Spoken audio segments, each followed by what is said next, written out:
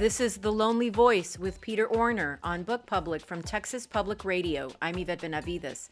On today's episode, we're talking about The Betrothed by Anton Chekhov. It's easy to feel daunted by the idea of talking about Chekhov's work because we admire him so much and because so much has already been said by other scholars and writers. But we're going to take the plunge. Unlike the runaway bride protagonist Nadia in today's story, and by the way, the title of that story has been translated variously: The Bride, Fiancée, and The Betrothed. Chekhov is credited with having profoundly influenced the evolution of the modern short story. So what is it that Chekhov offers? It's complicated, but in the story The Betrothed, as we'll discuss, it has to do with a very obvious, common, though no less mysterious issue plaguing one or another character. In his study of the short story The Lonely Voice, Frank O'Connor writes that all stories are about loss. Something is lost or missing. The protagonist is in search of something but doesn't know what, and that's the whole problem. Frank O'Connor wrote that all human beings, even brothers, are ultimately separate. Stories show us that we humans deal with all the things we cannot understand, and sometimes we do so in mysterious, unusual, even strange ways, and we're lonely when we do it. Separate, lonely. The real key to the short story is to reveal the mystery about why people do the things they do. Sometimes, perhaps most times, the details are very plain and realistic. Chekhov understood this too, to the point of being criticized, as short story writers are, for writing about nothing. But it's not nothing to, as short story scholar Charles E. May asserts, focus on a single situation in which everyday reality is broken up by a crisis. The Chekhovian way in short fiction is to allow objective details, odd or ordinary ones, to communicate complex states of feeling. Consider another story by Anton Chekhov, the story Misery, with the subtitle To Whom Shall I Tell My Grief?, in which Iona is a sledge driver, a driver of one of those horse and buggy cabs. With every fare he picks up, he feels this unrelenting need to share the tragic news that his son has just died, but no one wants to hear it. Also, importantly, the grief is incommunicable. Iona feels a primal need to express his sorrow, to say it out loud, to reveal it, to grab it by the scruff.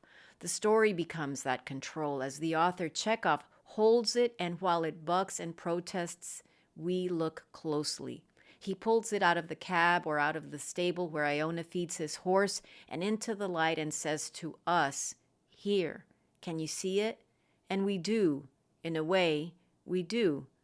An objective detail, even this pitiful lack of communication, communicates the most complex feelings.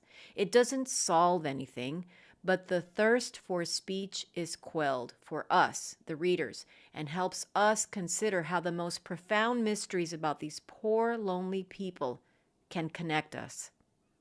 In the story The Deer by Peter Orner, a young girl is watching a deer that is stuck in a lagoon at low tide, chased there by a mountain lion.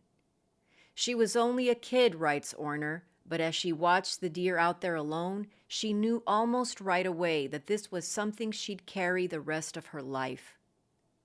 A tourist had called the fire department, and the assistant chief has no way to comprehend his first move in the matter. "What do you want me to do about it?" he asks. "Go out there and get kicked in the head?" As the girl watches the surreal display, she realizes that, quote, so much of what she remembers became lodged this way. Something occurs in the motion of the present, but it's already over. Because even then, even as she watched, she was already moving away from it, already thinking how years from now she might tell someone about this, the details about the paralyzed deer, the simmering quiet distress, the rescue worker giving up.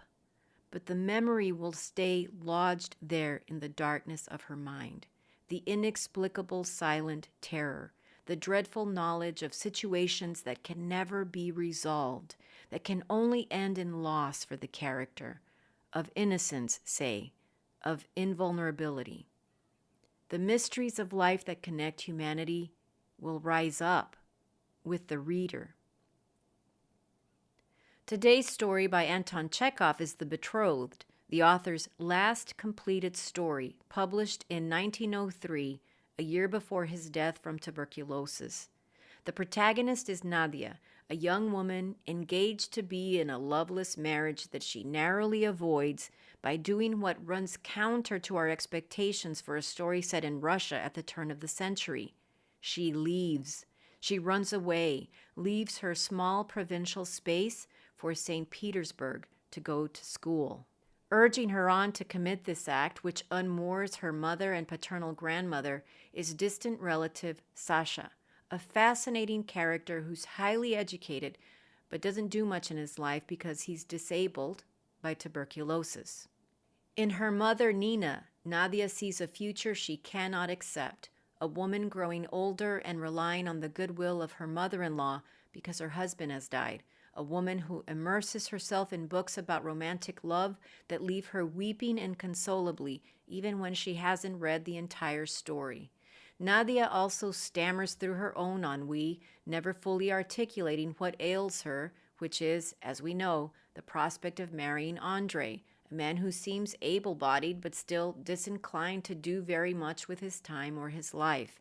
She wants to avoid living her days in the unkempt rooms of a house where she will read about life but won't live it, where she will look up one day and be as old as her mother, still crying through the sad parts and never quite committing to the whole of anything. But no one in the story ever says any of this, of course. In our own lives, we don't often walk around telling each other what the trouble is. Most times we don't even have the words. We are as stifled as Iona, or the girl watching the deer in the dark night. In today's story, it's Sasha who emerges as another kind of mystery, one who seems finally to have the power to influence others to tap into their own unspoken desires and a brand of resolve that is pure action. And here is Chekhov again as Sasha, holding what T.S. Eliot called the objective correlative, saying, "Look here. Do you see this too?" We do see.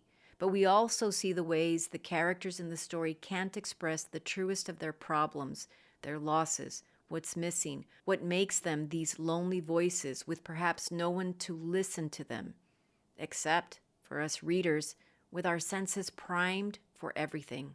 "To whom shall I tell my grief?" asks the girl on her bike in Peter Orner's story, out there on the path along the edge of Murch's farm. "To whom shall I tell my grief?" asks that lonely father after losing his son.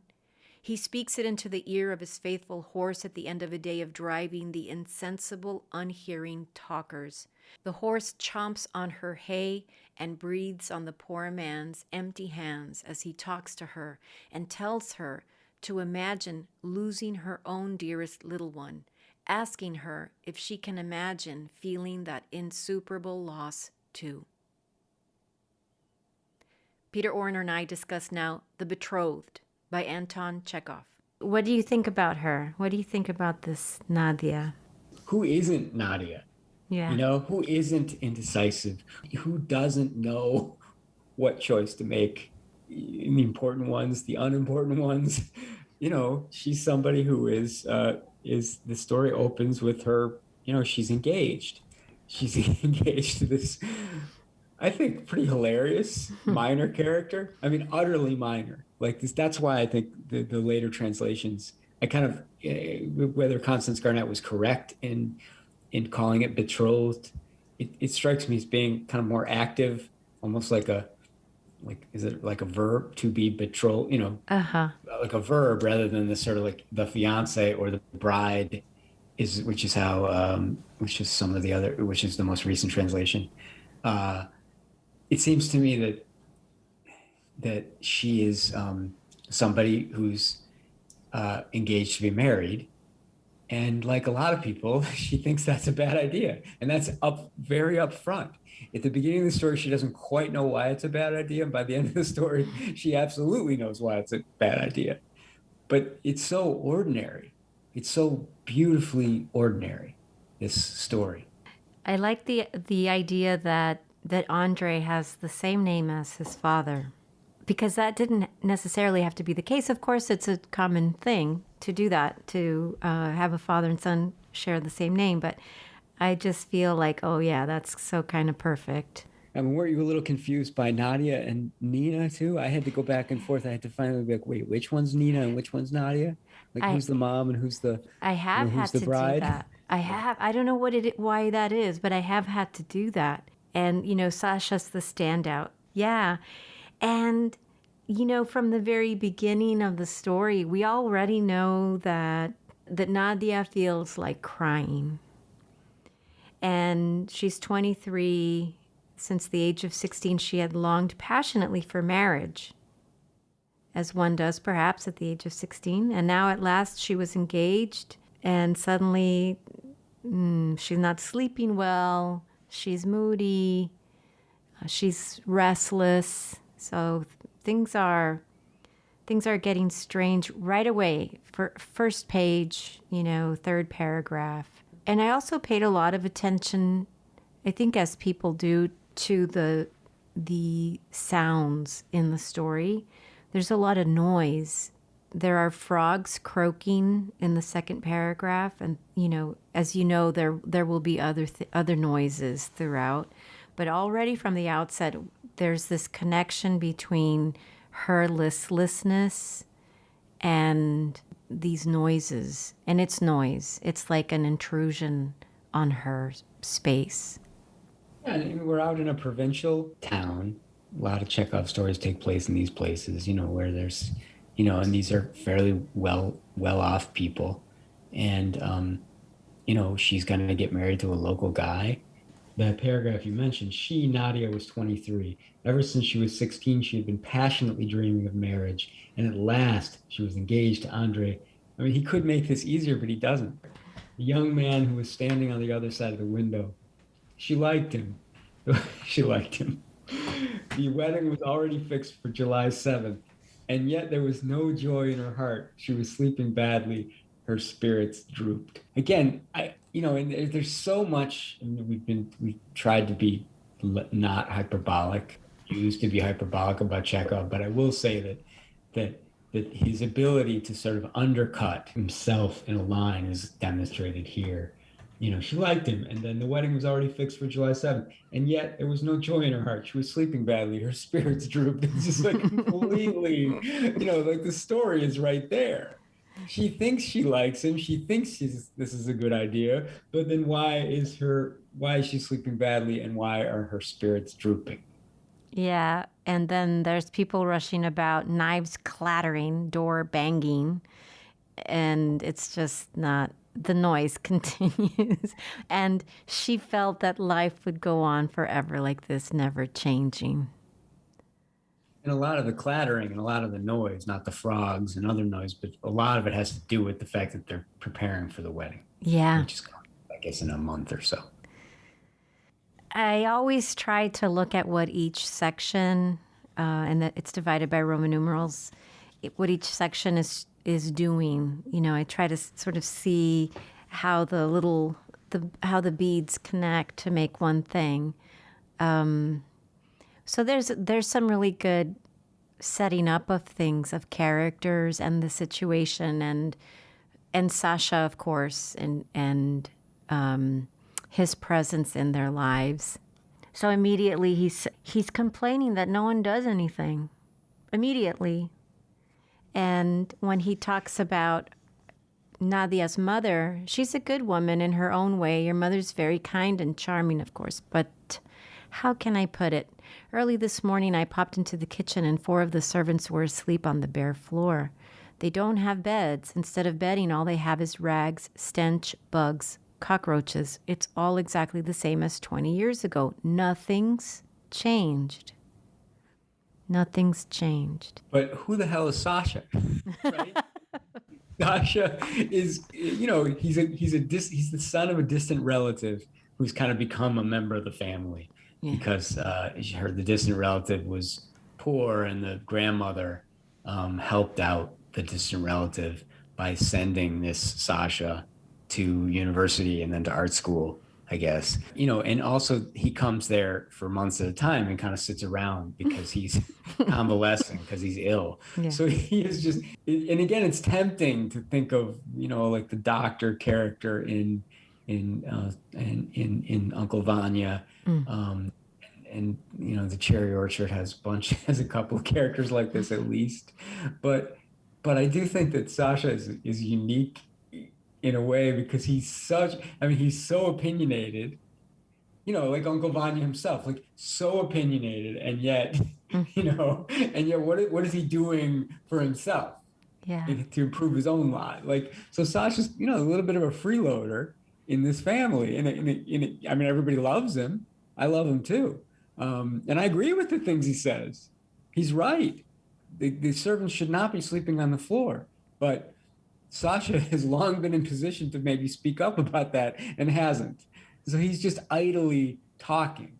And that's what's so great about this. He isn't, again, the temptation to go off about Chekhov, and I won't, but there are no heroes in this story, except for Nadia herself. And I would say that if there is a hero, it's her, but, like, she's not a very heroic hero. What I like about Sasha's character is that he really is this intelligent person. He's an astute person. He's observant, and he says what he says, and he's very opinionated. But I find that he's so complex in ways that in real life, people who have these qualities, I love them very much, and they get on my last nerve quicker than anybody else. So it's sort of like I so admire him and the things that he admires, and that he's that he asserts himself in these situations, and he likes what he likes, and he doesn't seem like a dilettante. I feel like he really believes these things. But then in other moments, and I don't want to jump too far ahead, he's sort of showing this other side of him that sort of weakens that part of his character for me. So I sort of feel like Nadia does, like maybe he ain't all that, but then no, but he is, and people are. And then people are flawed. People are great, and we love them, and then they show another side, and they're just human. So that's the thing about him. And I wonder all the time as I'm reading the story, is he this way because does he have these flaws because he's sick?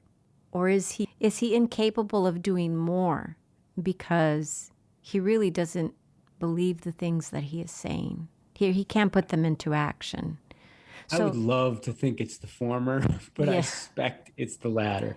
And that's what I love about that we don't know, and it's so complicated. I think he's not capable of action, but what seems to excite him is action in other people. And that strikes me as being a particularly singular characteristic. Like I'm sure there's other Chekhov characters like this, but there's something. So basically what Sasha wants is for Nadia to chuck the fiance and go to Petersburg and become a student. We know nothing about what Nadia might be interested in. We just know that, presumably Sasha knows something about Nadia, and he says, and he seems to be right. She's like, that's what I want to do. I want to go to Petersburg and I want to become a student. But I think what I'm thinking a lot about this last couple of days, like this is the final story. Now, granted, he died at 44. He wasn't necessarily planning on dying. He didn't plan this as his last story. So I don't want to read too much into it.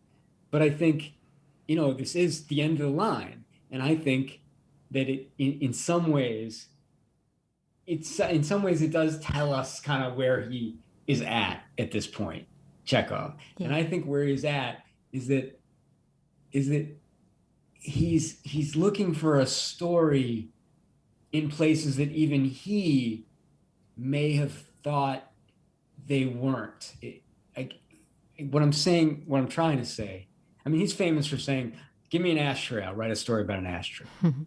He's right about, he could write just, he could take just walk outside his door, and there was a story, there was a character, there was a something.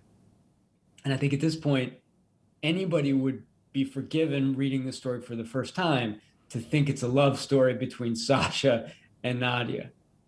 Yeah. And yet that's not what happens at all. They run away together on the train, but that's only because Sasha's helping her leave this betrothal situation and take off to Petersburg. But they're not interested in each other in that way. Mm-hmm. And I think that there's something so wonderful about that he doesn't take that story opportunity. That he realized, no, I don't need that. I'm going to have them have another kind of relationship. I love that too. I feel like Sasha doesn't have those feelings for her or any other person in the story, and is so caught up maybe in just trying to stay alive and, do the things that he wants to do, including visit this family. He goes year after year. He has his own room, Sasha's room. He goes year after year. And that says something. The grandmother's helped him, and he's a distant relative. This is his family in a way. And the idea of him, he's so critical of the women, I will say that, but he's very critical of the men too. And when she has had to hear this criticism from him year after year, but this is the first time it feels different for her because she's about to be married. And she says, "You're always going too far. Just now you said something about my Andre, for example, but you don't know him, do you? My Andre." And the Penguin translation says, "Blow your Andre. It's your youth I feel sorry for." And, the other translation has something like, "Forget him," or something. I've got my Andre. Bother him, your Andre. I'm sorry for your youth. Virginia Woolf said, that Chekhov can survive anything, including bad translation. And I think that it almost doesn't matter. Yeah. The exact wording of the translation. I'm sorry for your youth. Oh, yeah. That hits home. That hits hard. It does. Because the very next thing is, as they entered the large dining room, everyone was already sitting down to supper. Grandmother, known as Granny by everyone in that house, was a very stout, ugly woman with bushy eyebrows and whiskers. This is the Penguin. She spoke loudly, and it was plain from her voice and manner who was head of the house. I mean, you repeatedly see the Granny, the mother Nina, and Nadia in this house, and it's there's just constant reminders now for Nadia that this is what she's fated to be if she doesn't do something. Every time I read this, I try to look at it from the standpoint of cold feet. She's having doubts, and that's so natural. It's a very normal kind of ordinary thing, and then you hold your nose and you jump in and you do it. But in this case, Sasha's actually introducing her to some ideas that appeal to her, though not having more information, don't really see her loving these other sorts of things that she's about to head off into making a life with. It's right. So it's very interesting. These are very complicated people. And what I think, so again, at the beginning of the story, you kind of think that a ton's at stake. Oh my God, she's, what if she breaks this off? Right? What if she breaks off her relationship with Andre? And in thinking about the story, it's not about that. To me, it isn't. Andre has really almost nothing to do with it. In a way, I think that, it's no surprise. We're not ruining the story by saying she doesn't marry Andre, because the story is really about what exactly? But it isn't that. It's not that, I think. Yeah, I think it's about Nadia. I think this is a story about Nadia, and again, not as a hero, almost as sort of like, yes, she does this kind of heroic thing. She's like, you know what? Screw it. I am not going to marry Andre. I'm going to get on the train and I'm going to go to Petersburg and go to university. yes. Because it's not even until part two that he plants the seed. He doesn't do that in part one. But the other thing that I'm struck by every time I look at this story is there's a lot of sleeping. There's a lot of of Nadia not sleeping, or Nadia going into her mother's room and the mother's reading and crying. Yes. And the idea that the mom is now beholden to Granny, who's her mother-in-law, because her husband has died. And there's this kind of implicit thing for Nadia that she's going to be having to rely on someone else. This was a foregone conclusion for women during this time period and in this place. And so she's a very different, unexpected kind of character. And I think that's huge, right? Yeah. And that would be, that in itself would make it an interesting story and maybe an important story. Mm-hmm. But I would argue pretty strongly that it wouldn't make it a Chekhov story. Like, this story isn't, I think the story is not, wow, this woman breaks convention. That's what happens. True. She does do it. But I think the story is, again, I don't even know what I mean by what the story is, but the essence of it, what makes it so great has not as much to do with what happens as much as it has to do with when the scenes that you mentioned, when she goes and talks to her mother. This is before she has decided to leave. She says, she goes into the mother, like you had said. At last, Nina Ivanova appeared with a tear-stained face, carrying a glass of mineral water. She was interested in spiritualism and homeopathy, read a great deal, was fond of talking of the doubts to which she was subject, and to Nadia it seemed as though there were a deep, mysterious significance in all of that. And so she has this respect for her mother and her mother's, kind of singularities, which are that she's into spiritualism and homeopathy. And then Nadia kissed her mother and walked beside her. This is when they're this is at night when they're walking together. Mm-hmm. What had you been crying about, mother? She asked. And this might be my favorite exchange in the whole story. Last night, I was reading a story in which there is an old man and his daughter. This is the mother talking. The old man is in some office, and his chief falls in love with his daughter. I have not finished it. She hasn't finished the story. I have not finished it, but there was a passage which made it hard to keep from tears, said Nina Ivanova, and she sipped at her glass. I thought of it this morning and shed tears again. So the mother's talking about a half-read story about marriage, so you could argue that maybe it's like planted in here, but I don't even think that. I just think it's what the mother happened to be reading. It's this story about, who knows, a chief falls in love with the daughter. I haven't finished it, but there was a passage which made it hard to keep from tears, so it's making her cry. And then what Nadia says after that is not asked about, well, what was the scene? What's the story? What made you cry? No, Nadia says, I have been so depressed all these days, said Nadia after a pause. Why is it I don't sleep at night? So they completely don't discuss the story that she just mentioned. Like, they don't, it captures, who wants to hear about a story from her mom anyway? So in a bad story, Nadia would have asked, like, well, what made you cry in the story? But in this story, it blows right by it. And then the mother says, and then they actually start to talk, because here's a practicality issue. What do you do when you can't sleep? The mother says, I don't know, dear. When I can't sleep, I shut my eyes very tightly like this and picture to myself Anna Karenina moving about and talking, or something historical from the ancient world. and then she kind of trails off, and then Nadia goes in her own head, and that's the end of the scene. But Nadia, so this translation says Nadia felt that her mother did not and could not understand her. But the thing is, I feel like they are speaking the same language.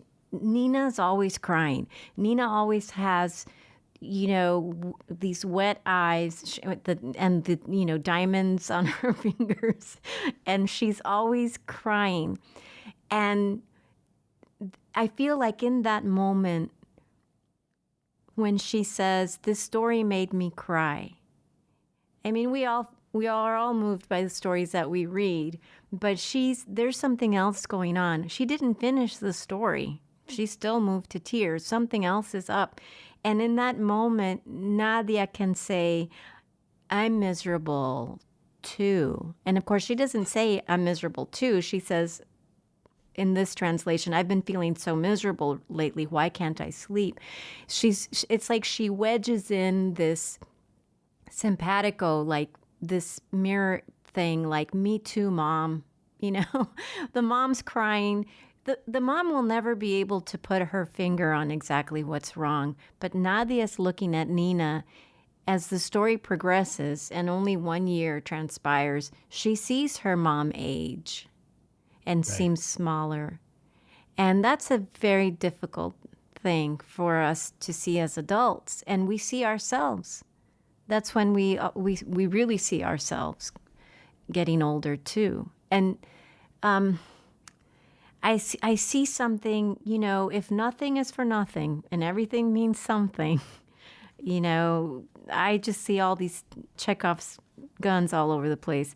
But I see like this idea of the mom is herself, and the mom's the one who's a little bit of a dilettante. I'm religious now, I'm doing this other stuff now, and she's trying different things. All kinds of stuff.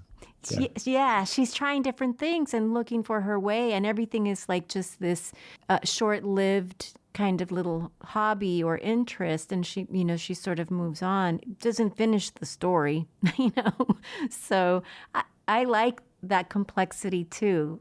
There's not a single character in here that I can't stand. That's the other thing about Chekhov is I see them so flawed and so all these different things in very different ways, and I just feel like, oh my gosh, he nailed it.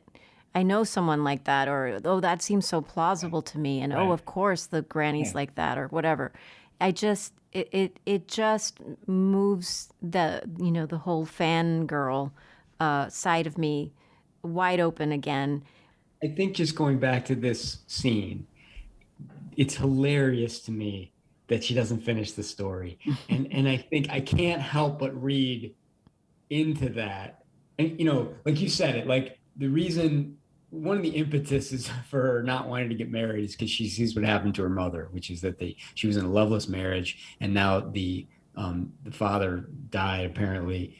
And then now the mother, Nina, is dependent on the grandmother. And so there's you could argue that there's like a cause and effect, or at least a suggestion that she doesn't want to turn into her mom.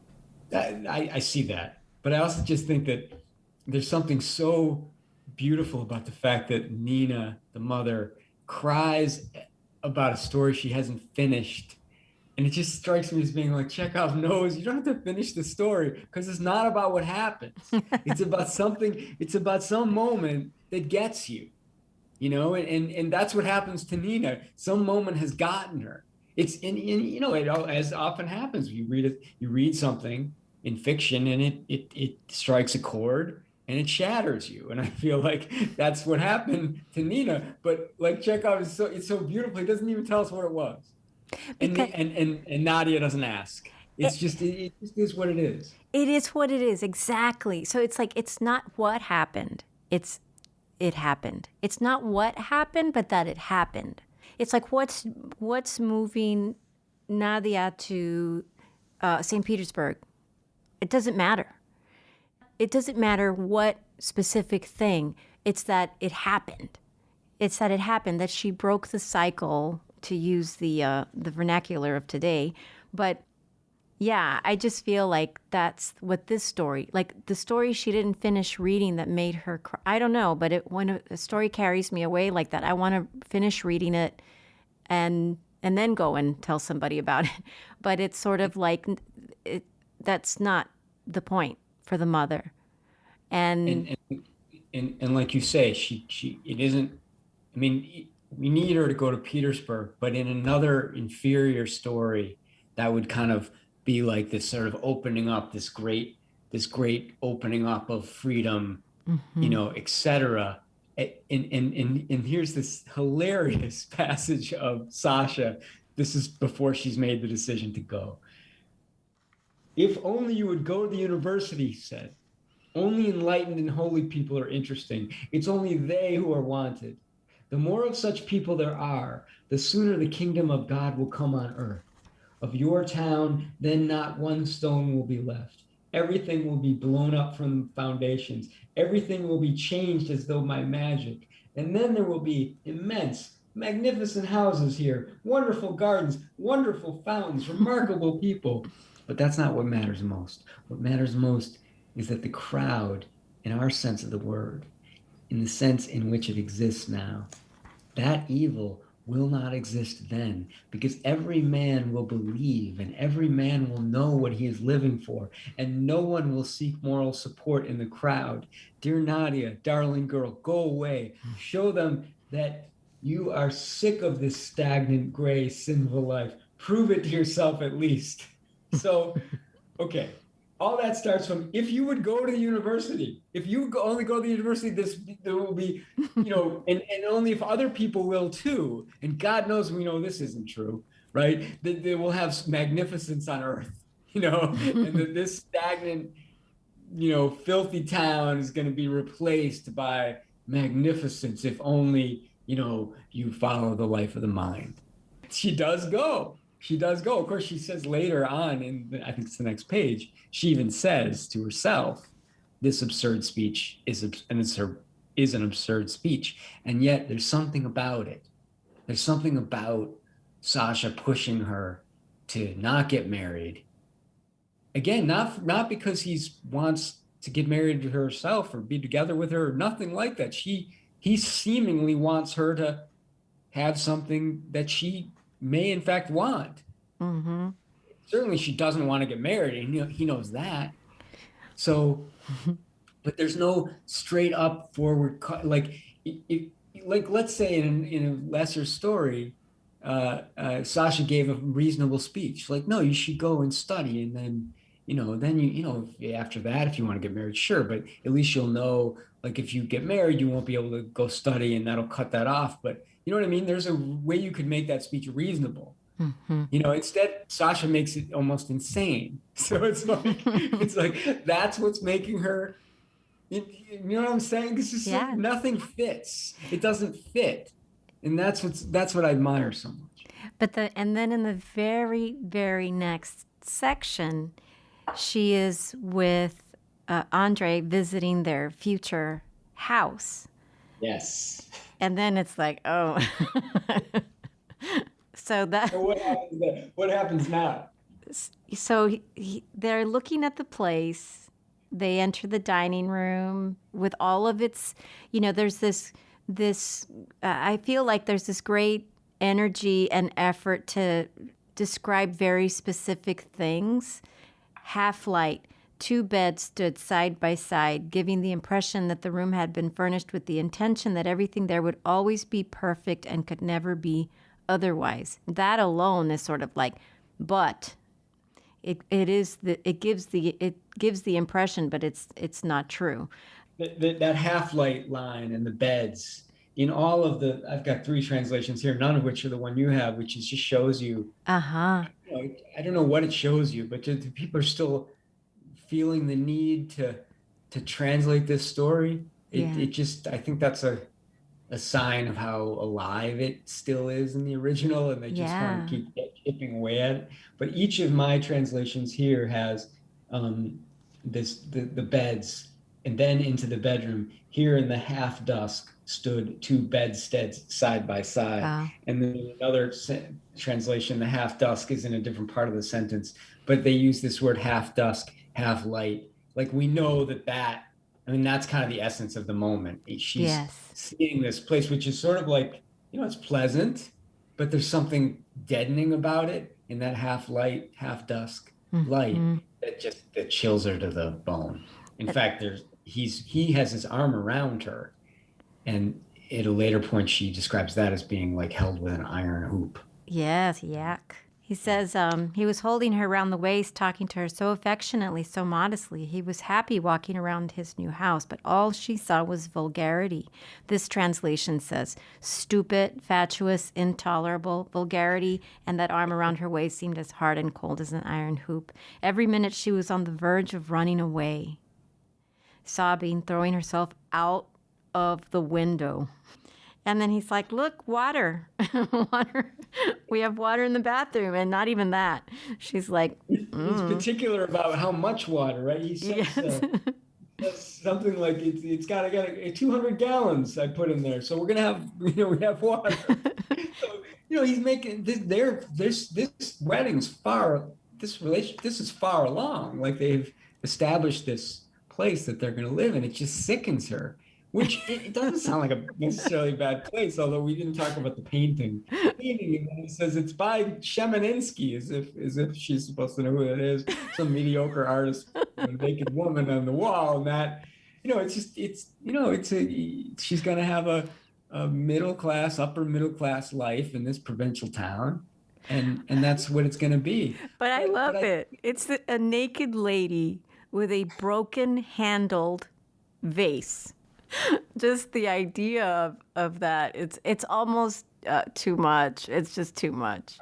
But again, an inferior writer would leave it at this, like that Andre is an absurd character. He thinks he can't even see what's in front of him, which is that his fiance has no interest in this life. He can't even notice that. He's hugging her. He's just having a great time. He's like, isn't this going to be great? But then there's this bizarre shift that surprised me a number of times over the weekend. Like, what happens then? What does he say then?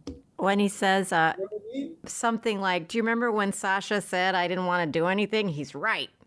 Like, you just don't expect that of the fiance. Like, Andre, this is going to be great. We're going to have this nice life. We're going to settle down and have babies, right? He doesn't say that at all. He says, Sasha's right about me. I do nothing. I do nothing. And what's his solution to that? He actually says, you know what? We're going to buy some land. We're going to buy some land, and we're going to go out there, and we're going to work that land, and that's going to be our life. Which, sounds a little better than the living in the apartment with the painting. And it gives Andre is not, one-dimensional. He's absurd, but then he's absurd in a totally different way, which to me makes him, multi-dimensionally absurd. Yeah, because when he says that part, he can't even be excited that they're going to go move to the country and work the land. I feel like that ain't ever going to happen. She has she didn't say anything, right? She doesn't say anything. All she's thinking is, God, I wish I were home. Part 4 is, for me, immediately after that section. Part 4 is all about noise and the hobgoblin in the stove, the sounds coming out of the stove. She does mention her mother's aging, and she says, with her hair done up in a single plait and smiling timidly. This is the Penguin translation. Her mother looked older, uglier, and shorter on that stormy night. Nadia recalled how not long ago she had looked on her mother as an extraordinary woman and had listened proudly to her every word, but now she could not remember those words. Everything that came to mind was so feeble and useless. The whole section is, this is a very tough section for me to read, because part of me feels like, wow, she's being really hard on the mom, but the other part of me feels like, no, this is the next logical movement for this character who is opening her eyes and coming to some difficult observations that are all too real. She's being very honest. This is the pivotal section, but again, not in a cause and effect kind of way, but just like she's reached she went to that apartment and that was it. I mean, come on, it wasn't going to happen. She can't go live there. But as you say, it takes a great deal of strength to buck that, and so she's still at it. She's still trying to gather that strength. Yeah. And, going to see her mother is part of it. And then what does she do? She goes and sees Sasha again and has another conversation with Sasha. This time, basically saying what Sasha's been waiting to hear, which is, I'm sick of this life Nadia went on. I can't endure another day here. Tomorrow I'm going away. Take me with you, for God's sake. And then, here I'm going to get hyperbolic, but I'm going to say this is one of the great paragraphs in Chekhovian history, right here. For a minute, Sasha looked at her in astonishment. At last he understood and was delighted as a child. Okay, fine. He waved his arms, and this is the line. He waved his arms and began pattering with his slippers as though he were dancing with delight. I envision him sitting and he's just, doing a little pitter pat with his slippers. It's this is, I don't even know how to explain why it's so great, but it is. An anti-heroic moment, right? You think he'd get up and they dance around the room, something just a little. But before that, when the mother says, let's see, please leave me alone, mother, please stop, Nadia. Yes, Nina Ivanovna said after a brief silence. Not long ago you were a child, just a little girl, and now you're going to be married. This transmutation of matter is constantly taking place in nature. Without even noticing it, you'll be a mother yourself, then an old lady, and then you'll have a stubborn little daughter like I have. That's such a moment of honesty from the mother is saying, this is going to happen. This transmutation of matter is constantly taking place in nature, and it is so slow that nobody notices. It's like watching the grass grow. Nobody notices, and then boom, you're there, and then it's over. And so that's when she's sort of like, this is it. The painting, the the cold iron, whatever hand the guy has. He doesn't want to do anything. He admitted it. And then the mother's really coming clean here and saying, I know what I'm talking about. I lived this. This is what's going to happen to you. And next, she's running into Sasha's room. Let's pause there, because I think what you're saying, I mean, what I think is it's such a weird thing is the mother saying it's fairly wise. Oh yeah. Right? Yes. But why does it also sound hilarious to me? Like, and literally both at the same time. It's absurd. I mean, the continual transmutation, like what? Oh, that wording, yeah. Or something, of substances. You mother yourself and an old woman. I mean, okay. It's a beautiful notion, actually. And yet, of course, it repulses Nadia. But she says, my darling, my sweet, you're clever, You are unhappy. You're very unhappy. Why do you say such dull, commonplace things? Such a completely, it's this undercutting. Yeah. I was sitting there, what a wise mother. And then Nadia's like, come on, this is bullshit. But she's still saying, mother, but listen to me. And then Nina says, you and your grandmother are torturing me. I want some life. Some life, she repeated, striking herself twice on the chest with her fist. Give me my freedom. I'm still young. I want some life. But you two have made an old woman out of me. That is tough. Yeah. The story is as much about the mother as it is about Nadia in a lot of ways. It's a sad story. Yeah. I mean, and I don't want to cut to the chase too much, but we're probably getting to that point. She does leave, right? She leaves with Sasha. They take off, and there isn't any dramatic scene or nothing. I mean, she just leaves in the morning. Grandmother says, actually, there's no room for you. And for some reason, then Sasha just says, get in the car, get in the cart, carriage, and they go off to the train, and that's it. She's gone. And so presumably there was a huge explosion when the marriage didn't happen, but that's not where the story goes. And it's raining. When Nadia leaves, the mother's asleep. Right. And she kisses her mother, smooths her hair, and stands there for a couple of seconds, a couple of minutes in this translation. And that's the last moment between mother and daughter before everything, life as they know it, will change forever. That was it. The mother has to be asleep. But then I wonder if you think that life actually does change. No. I mean, it changes. She does not have to be in that apartment with that painting. That's 100% true. But does it, you know what I mean? I mean, it's like talking about cliche advice. My friends always, you travel, you think you're going to feel better when you travel, but you have to, you bring yourself, right? And I'm like, oh, you're right. But that's kind of like Nadia doesn't stop being Nadia just because she makes this move. But she can never go home again. Right, but then she does. Well, but she has Section changed. 6, right?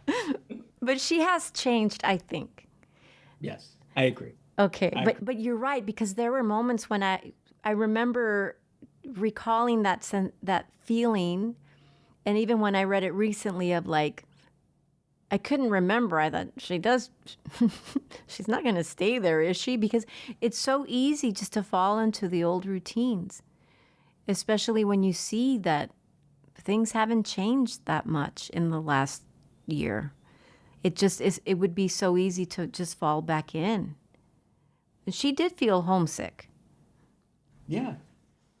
Yeah, and she, there's the great. I mean, we didn't talk about. You said the rain. You maybe could we read a little bit of the before she's leaving? I mean, this may need to go earlier, but the rain pattered on the carriage windows. Nothing could be seen but the green fields. Telegraph posts with birds sitting on the wires flitted by, and joy made her hold her breath. And she thought she was going to freedom, going to study, and this was just what used to ages ago to be called going off to be a free Cossack. She laughed and cried and prayed all at once. It's all right, Sasha said, smiling. It's all right. And, of course, the story doesn't end there. But as you say, her life as she knows it does end. There's no question about it. It's just that I think that Chekhov that's not what he's after either. No. He's not. No. This is such a moving target. Yeah. And mediocre writer, sure, that's what they'd be after. Yeah, that's why it's free. Yeah. And the idea that it's Sasha who's leading this and encouraging her and, patting her knee and telling her it's going to be okay. And yet we know as we keep reading that they are not going to be around each other in the ensuing months. Right. And he stops in Moscow and she goes on to Petersburg. Yeah. The last 5 pages of the story are just astounding to me and I think that Sasha is very important to this story, but not in the ways that we might think. I was putting Chekhov in the place of Sasha, and that's wrong. I shouldn't do that. But I know that when he was writing this story for months and months in 1903, he was dying. I mean, he was, slowly but surely he's dying of consumption, just as Sasha is in this story. And Sasha, he does this one great thing in his life. He convinces Nadia to go and be free. But then there's this scene that they have when she visits him in Moscow. And he's like, I have these friends, and there's this woman, and I'm trying to convince her to be free, just kind of like I convince you to be. It strikes me as he's kind of in the business of trying to get people free. And I can't not have the thought that Chekhov saw himself a little bit like this, kind of useless, kind of lazy, kind of a big talker, but in the freedom business, in terms of like bestowing freedom upon other people. I mean, that might be, I don't know, that might be A, crazy, or B, said 100 million times already. No, but I think it's worth repeating.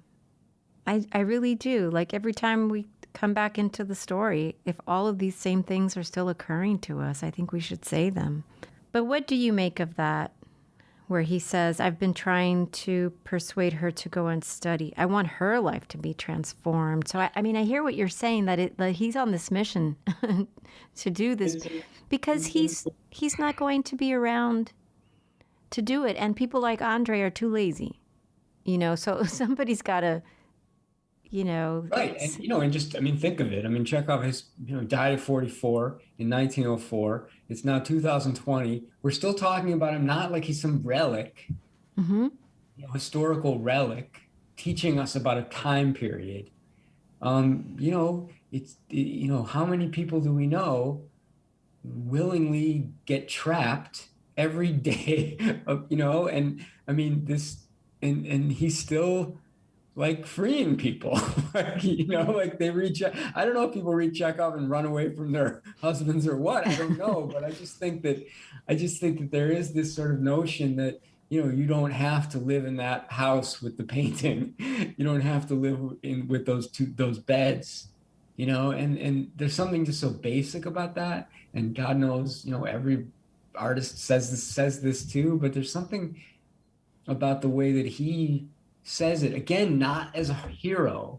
Sasha's not a hero in the story, even though he seems to kind of set things in motion, or at least the suggestion. I mean, if Sasha wasn't around, I don't think she would have married Andre anyway. So I actually don't necessarily think that Sasha is the pivot on which she dumps Andre, but he certainly doesn't hurt. He doesn't. He helps. Mm-hmm. And then. So back at home, where it seems like things have remained the same, except to her eyes, to Nadia's eyes, the ceilings seem to have gotten lower. There are flies. Like she's noticing other things that are different. Right. Everything in that town struck her as ancient, obsolete. Either it was awaiting its own demise or perhaps some fresh beginning. Oh, if only that bright new life would come quickly, then one could face one's destiny boldly, cheerful, and free in the knowledge that one was right. That life would come sooner or later. Surely the time would come when not a trace would remain of grandmother's house, where 4 servants were forced to live in one filthy basement room. It would be forgotten, erased from the memory. She is still hearkening right back to Sasha's criticism of that place. And here's where it occurs to me that, arguably the most remarkable thing of all happens, and that is that Chekhov undermines the pessimism of the story with optimism, so that ultimately it lands on a kind of a sense of soaringness. The truth that this is all going to go away. Grandma's not long for this world, and and her mother's going to follow close behind her. But Nadia, what is she going to do? She went upstairs to her own room to pack, and next morning said goodbye to her family, and full of life and high spirits, left the town as she supposed forever. I don't read that ironically. I read that straight up. I read that, and find me an ending of Chekhov that's like that. So did he know this was going to be his last story? I don't think he did, but he wasn't starting a new one after December 1903, as far as I can tell.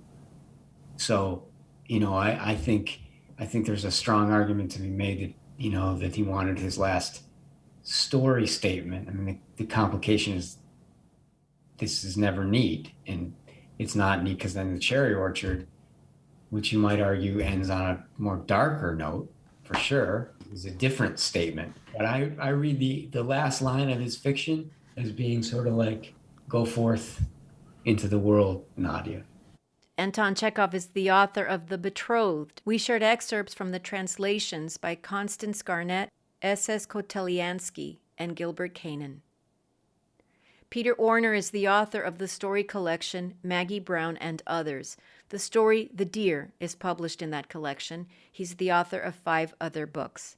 The Lonely Voice with Peter Orner is inspired by the memoir and essays Am I Alone Here? Notes on Reading to Live and Living to Read by Peter Orner. Peter Orner holds the professorship in English and creative writing at Dartmouth College. This has been The Lonely Voice with Peter Orner from Book Public on Texas Public Radio. Write to us at bookpublic@tpr.org. Jacob Rosati composed our theme music. Kathleen Creedon is our digital producer. Dan Katz is Texas Public Radio's news director. We had help this week from David Martin Davies. I'm Yvette Benavides.